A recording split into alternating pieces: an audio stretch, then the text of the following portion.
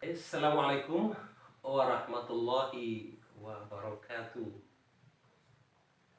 Pemirsa televisi handphone dimanapun Anda berada, jumpa lagi dengan saya Ustaz Tamim dalam terapi Islami. Namun pertama-tama mari kita memuji Allah Subhanahu wa taala, Tuhan yang Maha Esa, yang Maha Kuasa, karena kita masih diberikan kesempatan hidup sampai dengan hari ini. Kemudian yang kedua, jangan kita lupa bersalawat Muhammad SAW, karena atas syafaatnya lah juga kita bisa selamat dari dunia sampai di akhirat kelak. Pemirsa yang dirahmati Allah Subhanahu wa taala, ada beberapa hal yang ingin saya sampaikan di sini terkait masalah jin. Kalimat yang dimaksudkan dalam ayat Al-Quran maupun hadis, melihat dari tempat yang jauh, itu seperti saya dan Anda. Boleh jadi Anda mengenal saya, tapi saya belum mengenal Anda. Itulah yang dimaksud dengan melihat dari tempat yang kalian tidak mengetahuinya. Maka dengan demikian, jin yang terdiri atas dua jenis. Yang pertama itu adalah unsur jin sendiri dan hati oleh Allah Subhanahu wa taala. Kemudian jin yang kedua itu adalah korin. Korin ini sebenarnya mereka merupakan jin internal dari almarhumah yang telah meninggal dunia dan mengharapkan doa dari keluarganya yang masih hidup, atau mereka mengharapkan doa dari manusia yang masih hidup. Namun pada gilirannya sama-sama takut. Mereka takut manusia lebih takut pada mereka. Padahal sebenarnya ini harus terbentuk satu kemesraan, harmonisasi, empati, simpati dengan mereka. Tujuannya agar tidak saling mengganggu antara bangsa jin dan bangsa manusia. Contohnya seperti kita bisa berikan secara logis. Ketika Anda mengharapkan doa dari saya, maka semestinya saya harus mendoakan Anda. Tapi karena kehadiran Anda begitu mengerikan, begitu menakutkan, ya maaf kau sudah meninggal, otomatis suasananya, wajahnya semuanya pada berbeda. Seyogianya saya mengajak lewat edukasi ini kita sama mendoakan, karena sesungguhnya mereka sangat membutuhkan doa dari keluarga atau manusia yang masih hidup. Mungkin saya akan kembali berdialog dengan sahabat yang mengalami masalah gangguan pada rumah, gangguan merugikan rumah pemirsa. Mungkin Zulmi ya, ini teman saya beliau sudah saya kenal lama. Apa yang kita rasakan Bunda selama apa sampai kita keluhkan masalah rumah ini? Terima kasih atas kesempatan diberikan. Selama ini yang kami rasa di rumah sering kalau malam hari itu, khususnya malam Jumat, selesai Isya, sering muncul bau amis telur. Amisnya itu bukan telur busuk tapi telur mentah, sementara seperti jatuh di lantai, bekasnya itu amis. Maka itu satu rumah ini baunya tercium tajam sekali. Dan itu bau itu seperti sudah kita sudah kenal, kalau sudah muncul kita sudah tahu muncul lagi bau. Nah kalau sudah seperti itu, anak-anak semua tidak ada yang berani keluar kamar. Nah, itu sering saya katakan sudah berapa tahun ya? Kayaknya sudah hampir 5 tahun. Begitu terus. Kadang hilang muncul tapi sering muncul. Dan itu biasanya malam Jumat, malam Senin. Tidak setiap malam sih, tapi biasanya selesai Isya. Kira-kira bagaimana itu Pak? Oh iya, seperti yang saya katakan tadi, mereka itu sangat mengharapkan doa dari keluarga yang masih hidup. Ya, mereka itu adalah merupakan korin, jin internal dari almarhum dan almarhumah, dan kita katakan eksternal karena mereka dari luar datang ke kita. Mereka itu kan sudah meninggal, ya. Mereka itu kan dari tanah, artinya mereka itu sudah baunya sudah tidak karuan karena mereka itu sudah meninggal dunia kan, seperti itu. Otomatis ketika mereka datang, itu terjadi bau seperti telur busuk, itu bau seperti amis, darah, bahkan bau seperti nanah dan sebagainya. Ini sebenarnya hal-hal yang istilahnya membutuhkan doa dari kita yang masih hidup lah. Kita berbicara dari hati ke hati ya, agar mereka tidak mengganggu, nanti kita akan bantu dengan doa. Dan pada kesempatannya saya hadir untuk menghadiri rumah, tujuannya untuk mengirimkan doa, ya, mengirimkan doa pada mereka. Saya kira mereka ada sekarang, mereka dengar, karena mereka itu berada pada tempat yang kita tidak bisa melihat, seperti saya dengan Anda, ya. Boleh jadi Anda melihat saya, tapi saya kan tidak bisa melihat Anda. Saya kira bisa mengerti. Boleh jadi Anda mengenal saya, tapi saya belum tentu mengenal Anda. Kira-kira paham itu maksud Allah dalam Al-Quran seperti itu. Itu pun hadis Nabi, ya. Jadi kamu tidak akan mungkin bisa melihat mereka dari tempat yang tidak kamu ketahui. Ya seperti ini kan. Saya tidak mungkin mengenal Anda dari tempat yang saya tidak tahu Anda di mana. Boleh jadi mungkin di Wakatobi nonton saya, boleh jadi mungkin di Jawa, boleh jadi di Sumatera, boleh jadi di Ambon, boleh jadi di Papua, boleh jadi mungkin di Jakarta. Wallah, sama juga dengan TVRI, sama juga dengan RCTI, sama juga dengan televisi yang lain. Jadi kita mengenal mereka, kita mengenal Raffi Ahmad misalnya, tapi belum tentu Raffi Ahmad mengenal kita. Begitulah perumpamaan kalimat yang Allah keluarkan di dalam Al-Quran maupun hadis Nabi tentang kamu tidak akan bisa melihat mereka melihat dari tempat yang jauh, tempat yang lain. Ada dalilnya seperti itu. Ada.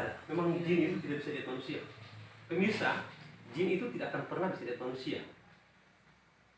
Kita bisa melihat jin itu karena kita punya unsur jin. Jadi ada jin internal atau korin kita, ini senyawa bisa saling melihat nih. Kenapa ada jin yang bisa diambil, ditangkap gambarnya? Ya. Karena sebenarnya sederhana. Pada tingkatan itu, sir, ya, jadi sir itu kan rahasia. Rahasia ini itu dengan kalimat menjadi zat, ya. Kemudian zat tadi itu menjadi padat, dan padat itu dimintakan maujud atau maujud dipadatkan, ya. Maka jin tadi itu bisa diambil gambarnya. Itu yang saya kira bagaimana itu. Kalau kita buka di Laslos misalnya, itu jin yang dipadatkan. Tapi kalau kita kembali kepada hadis Nabi, dengan awamnya kita manusia ini tidak akan bisa melihat jin, karena seperti saya juga tidak akan bisa melihat Anda seperti itu kira-kira. Jadi bagaimana melihat Anda sementara Anda tempat yang jauh, ada tempat yang saya tidak tahu. Anda mungkin dari mana nonton saya seperti itu.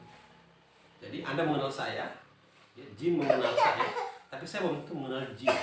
Untuk mengenal jin, maka kita harus menggunakan jin internal bawaan kita. Bagaimana caranya? Ya, kita bisa tahu sifat-sifat daripada jin itu sendiri. Yang pertama, jin itu hasilnya api. Yang kedua, jin itu ya, semangat di dalamnya, api kan. Kemudian nafsu, emosi, amarah, lawamah, lazwamah. Ini kemudian bisa bersenyawa untuk melihat bangsa jin. Tapi kalau manusia secara fitrahnya memang tidak bisa, karena kita unsur tanah, tidak mungkin bisa melihat unsur gas. Sebagaimana angin tidak bisa melihat, tapi angin itu ada. Saya kira. Assalamualaikum. Saya kenal soalnya. Iya.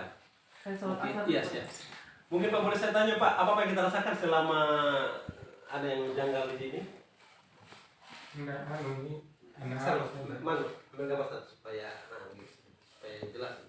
anak-anak saja yang kalau saya sih Jadi? ya istilahnya apa, kalau saya itu bau ya bau apa, telur itu betul.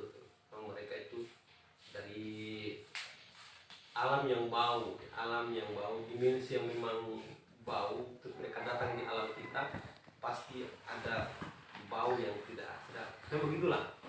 Contoh misalnya kita ingin melihat kuntilanak misalnya. Kuntilanak itu kalau datang baunya minum. Nah, karena mereka itu pernah hidup dan mereka itu di alam kubur, gitu. Ketika mereka keluar dari kubur, otomatis minta maaf bau. Dan bau bergas dia. Kenapa? Karena mereka dari dalam tanah. Ya. Ada yang mungkin dalam hitungan hari, ada yang hitungan minggu, ada yang hitungan bulan, ada yang hitungan tahun, bahkan ada yang sampai sudah hitungan abad. Jadi baunya tergantung berapa lama dia di dalam tanah itu. Kalau bau-bau seperti telur itu ya mungkin masih hitungannya bulan lah meninggalnya atau almarhum itu. Nah, tapi sebenarnya mereka itu mengharapkan doa, ya, dari keluarga atau manusia yang masih hidup.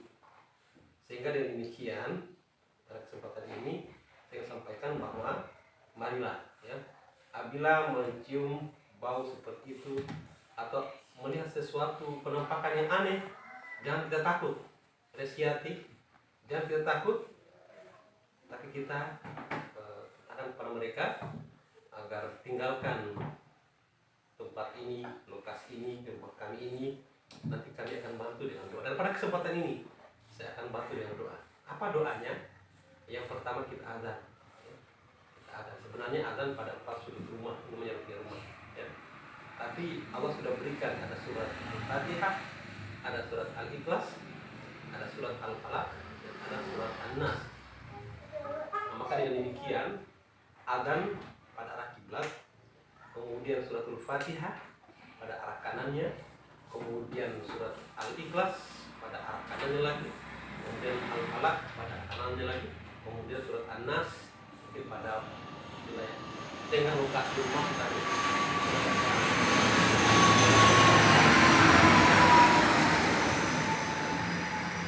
Mendapatkan surat An-Nas itu, dan itu diulang sebanyak 7 kali, minimal 3 kali. Kalau adzan cukup 1 kali.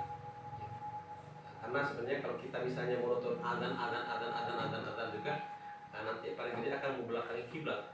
Padahal sebenarnya kiblat tidak boleh berbelakang ketika adzan. Jadi kita cari lokasi mana yang menghadap kiblat, dan disuruh itu yang kemudian kita adzan. Ini ruqyah rumah.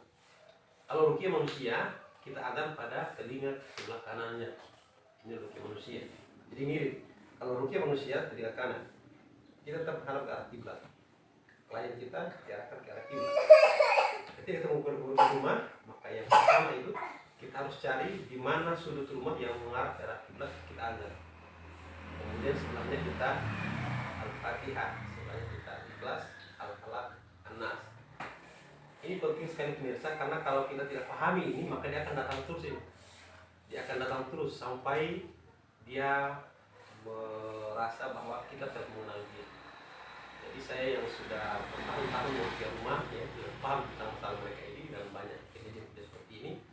Saya ingin sampaikan bahwa marilah kita saling mendoakan, karena kita menjaga harmonisasi kita ya, dengan alam ini, ya, khususnya antara manusia dengan bangsa jin. Karena sesungguhnya jin yang kami maksudkan di sini adalah qori daripada almarhumah yang telah meninggal beberapa bulan, beberapa tahun yang lalu, sehingga baunya seperti itu.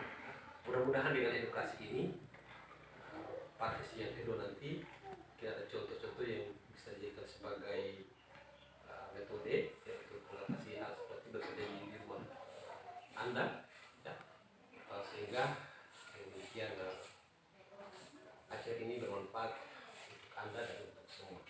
Saya SPDI mohon diri, ya. Akhir kalam. Jangan lupa like dan subscribe. Mohon maaf bila menarik.